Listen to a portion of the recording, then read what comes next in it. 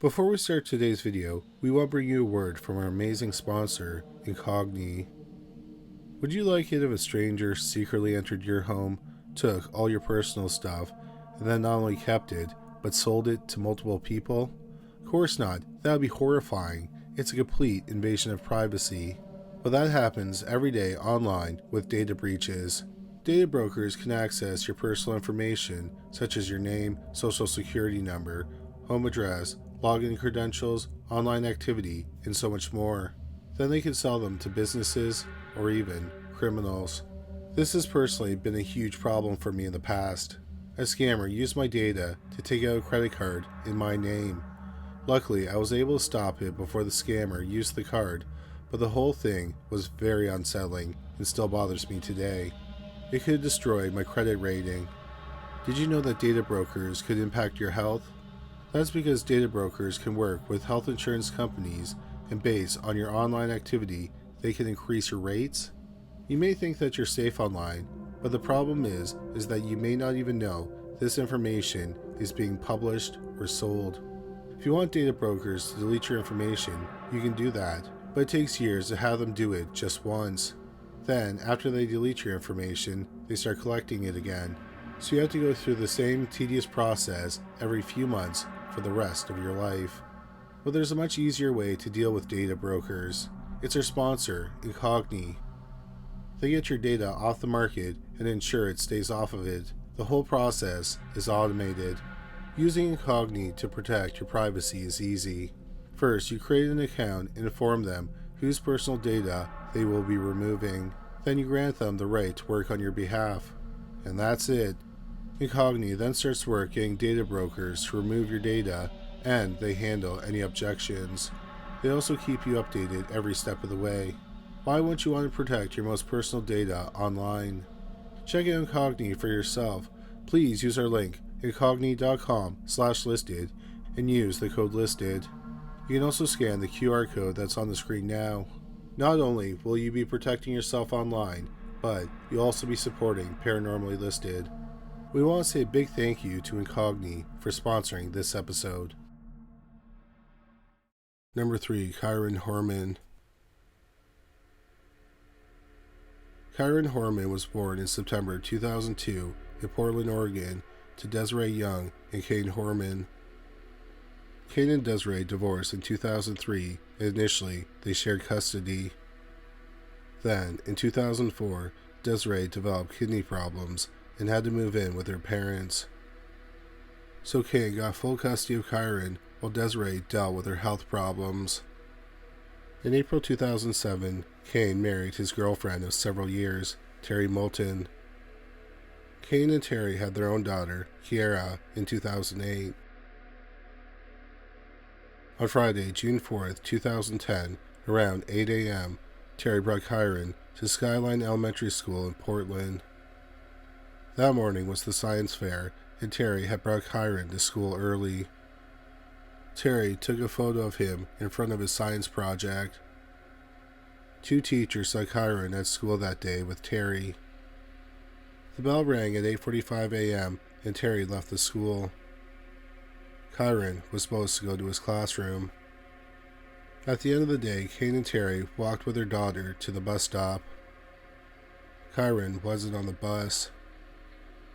The bus driver radioed the school and learned that Kyron hadn't been in class all day.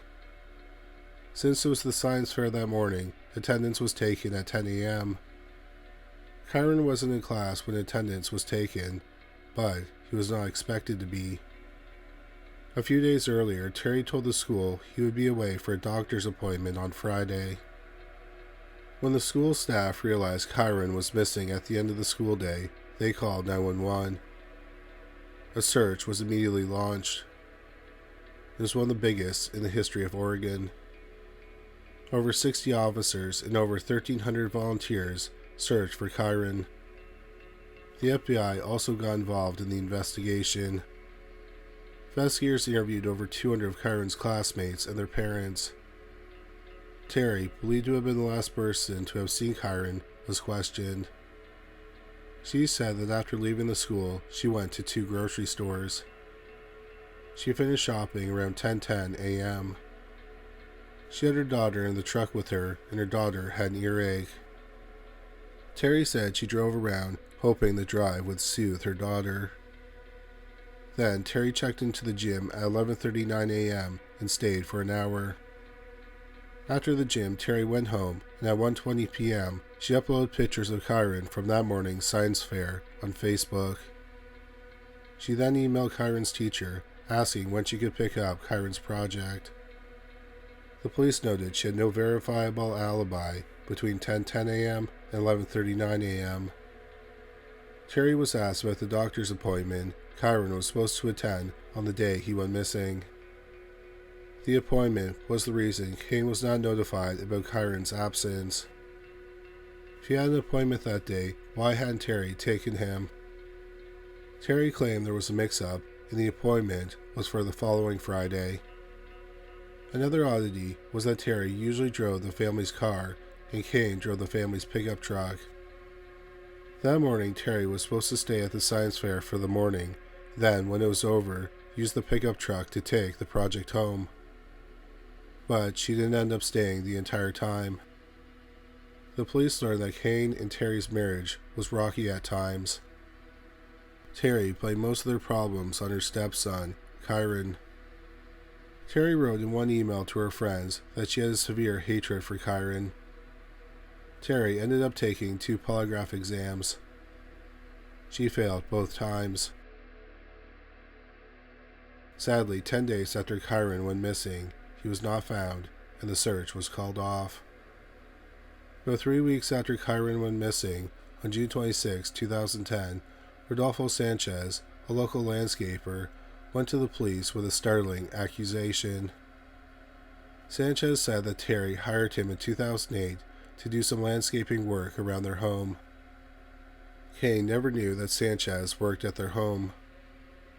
Sanchez claimed in January 2010, Terry asked him to go with her to a restaurant. At the restaurant, she told Sanchez that her husband was physically and mentally abusive.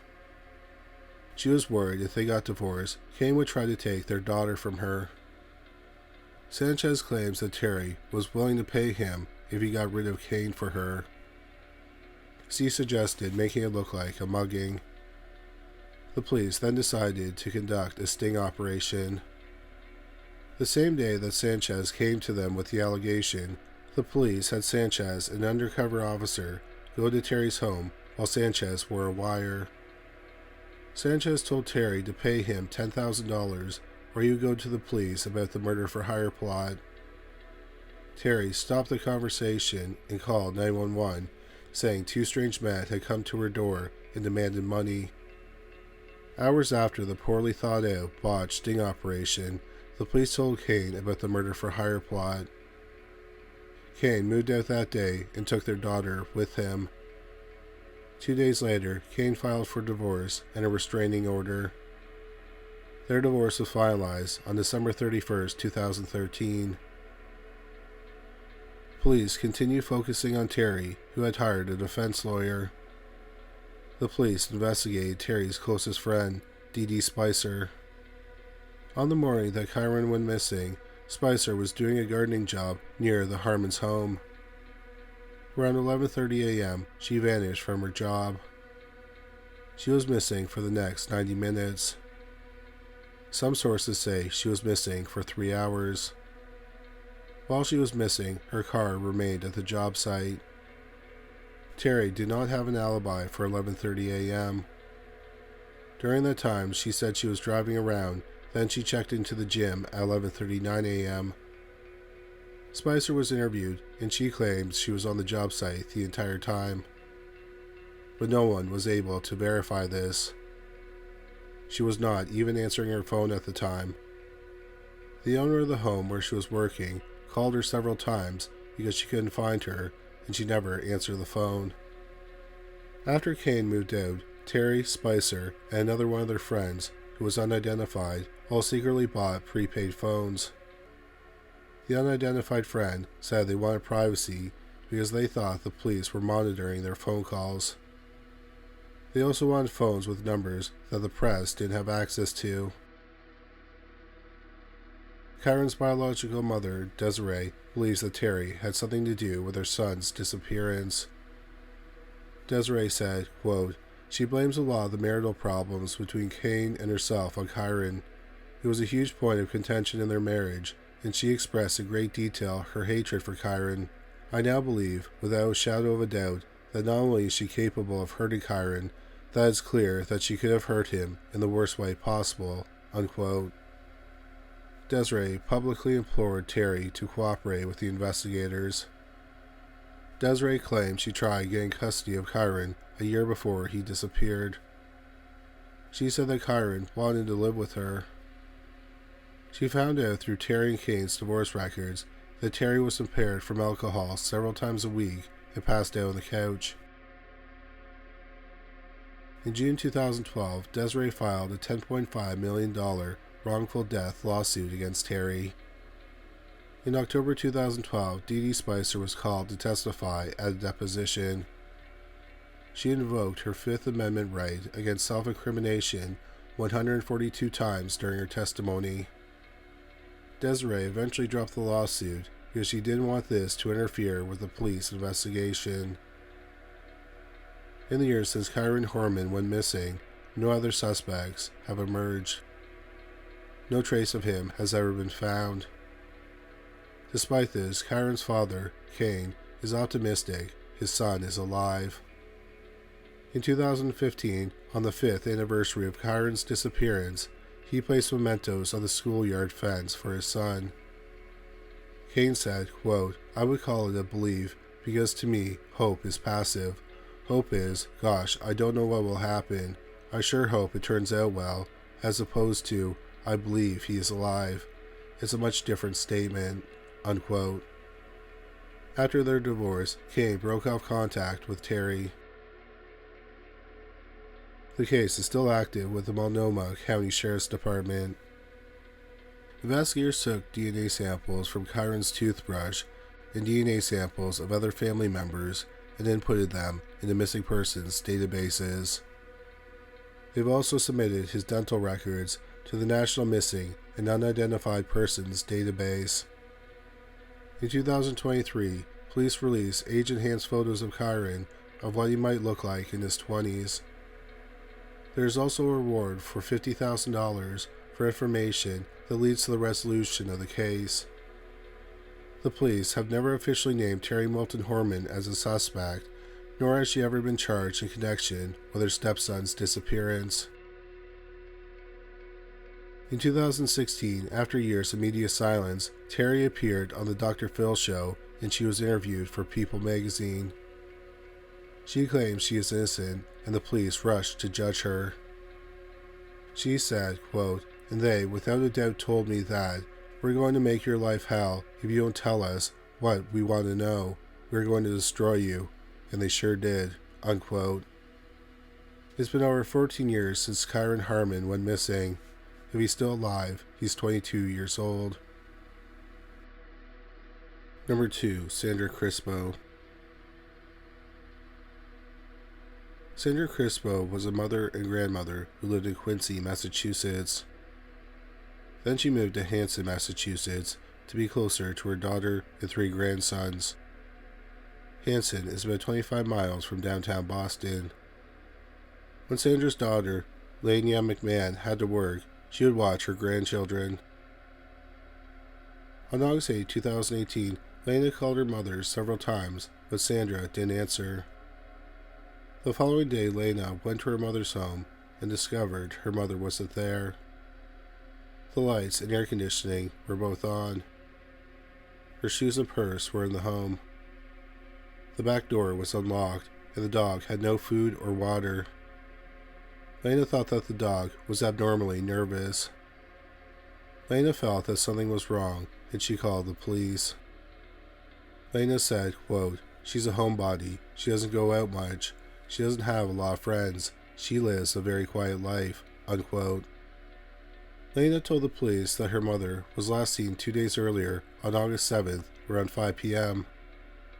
Lana said that her husband gave her 54-year-old mother a ride to the mechanic shop. The next day, the mechanic called Lana to inform her he had ordered a piece for her mother's car. Lena called her mother several times, but her mother didn't answer. On the way home from the mechanic shop, they stopped at a convenience store so Sandra could purchase some cigarettes. She was recorded on CCTV getting back into the car. Lena's husband then dropped her off at home. The Hanson Police Department struggled to find leads on the case and released little information to the public. They searched Sandra Crispo's home and found no signs of foul play. However, it does appear that someone looked under her mattress. The mattress had been moved and some bedboards had been taken off the bed. There was a massive search for the 54-year-old grandmother. Police officers canvassed 16 streets, reviewed surveillance footage of the area, and conducted door-to-door interviews with residents. Police also used canines to search wooded areas. Underwater drones were used to search swamps. Unfortunately, there was no digital trail to investigate because Sandra didn't own a cell phone or computer. Her bank account has not been used since she went missing. By 2022, Sandra Crispo had been missing for 3 years. Lena McMahon's friend, Gina Foley, a film student at Lesley University, made a short documentary about Sandra Crispo's disappearance. Gina Foley said, quote, "It was such a big story at the time. We watched the news every day and wanted to find out more. It hit home for me because you can't help but relate in a way what you do for your own mom in that situation," unquote. The documentary, Someone Knows Something, was posted to YouTube in 2022. The 8-minute video features Sandra's daughter and son-in-law discussing what happened on the day of her disappearance. In the video, Lena states that she believes her mother was the victim of foul play. She talked about how her mother and her mother's siblings have falling out over inheritance money from Sandra's father. As of October 2024, the video has been viewed over 10,000 times. At the time of this video, if Sandra Crispo is still alive, she is 59 years old. Number 1. Lars Mittank. Lars Mittank was born in Berlin, Germany in February 1986. In the summer of 2014, he lived in Itzehoe, which is in northern Germany. Mittank lived a seemingly normal life. He worked at a local power plant. He had friends and a girlfriend and supported his local soccer team, Werder Bremen. Mittank was close with his parents and visited them often. After his father had a stroke, he helped out around their home. On June 30th, 2014, 28-year-old Lars Mittank traveled with 5 school friends to Bulgaria's Black Coast. Bulgaria is a Balkan country bordered by Greece, Turkey, Serbia, North Macedonia, and Romania. The 5 20-somethings stayed at the Golden Sands Resort in Varna, Bulgaria. The trip was supposed to be a fun getaway for Mittank and his friends. The group did typical things that tourists in their 20s do, like hang out on the beach, play soccer, and go clubbing.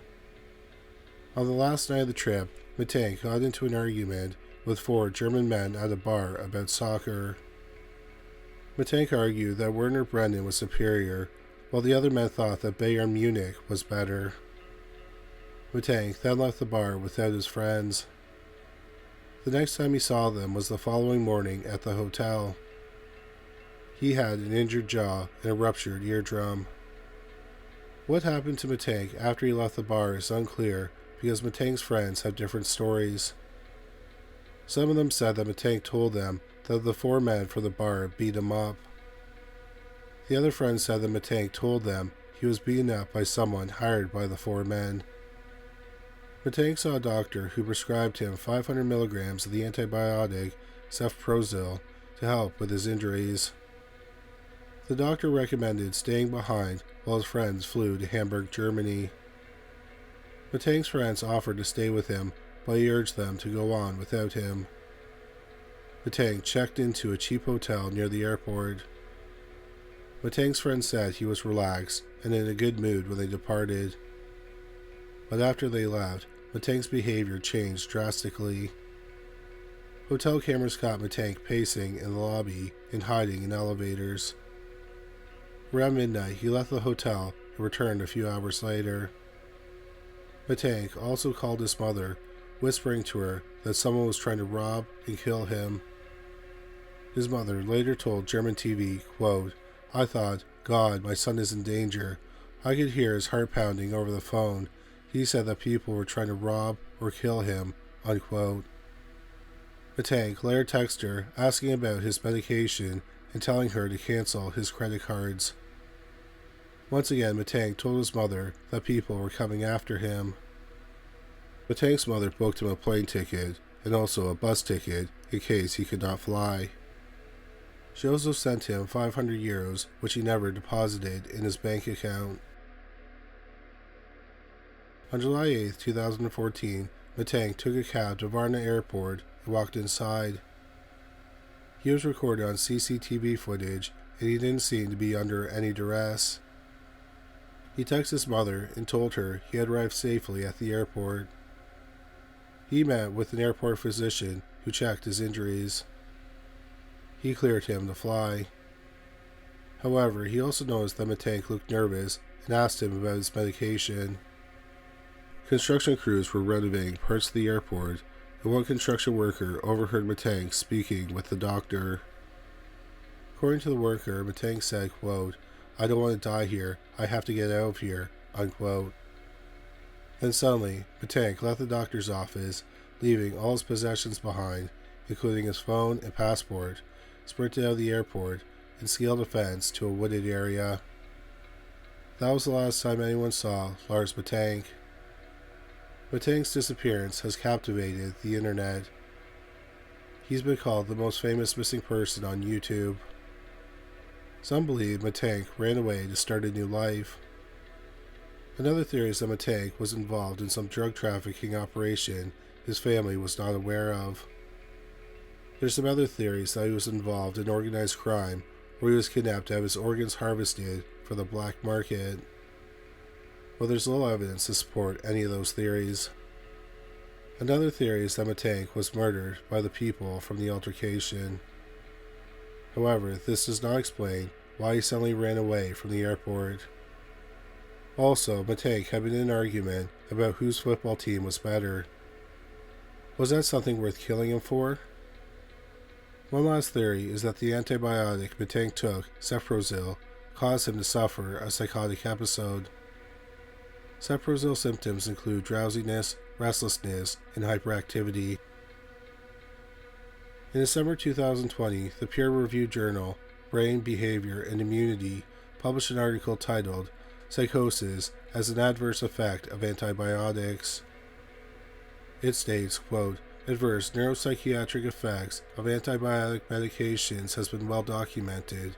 There is evidence suggesting a direct relationship between acute psychosis and antibiotic exposure," unquote. In the decades since Lars Mittank has been missing, there's been unconfirmed sightings of him in Germany and Bulgaria. In 2016, the police of Porto Velho, Brazil, found a man without ID or a recollection of who he was. It was over 6,700 miles from where Mittank was last seen. The police were hoping to identify him, so they posted pictures of the man with shaggy hair and a scruffy beard. Some people believed it was Mittank, and the resemblance is striking. However, the man was later identified as Anton Pilopa, a humanitarian worker from Canada who had been missing for 5 years. Pilopa had schizophrenia, and he had spent the last 5 years walking, mostly on barefoot, to Brazil. He managed to do this without a passport and little more than the clothes on his back. In 2019, a Bulgarian truck driver picked up a disheveled hitchhiker who resembled Mittank. Police checked this lead, but found nothing.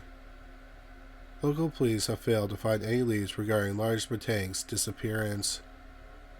His family hired private investigators who also did not find any trace of him. July 2024 was the 10th anniversary of Lars Mittank's disappearance. If he's still alive, he's 38 years old. Thank you so much for watching this video. We hope you found it interesting. If you did find it interesting, please make sure you subscribe. We'll have a new video about the paranormal every week. If you just discovered this channel, please make sure you check out our other channel, Criminally Listed. We have over 325 videos featuring bizarre but true crime stories. You can find it at youtube.com/criminallylisted.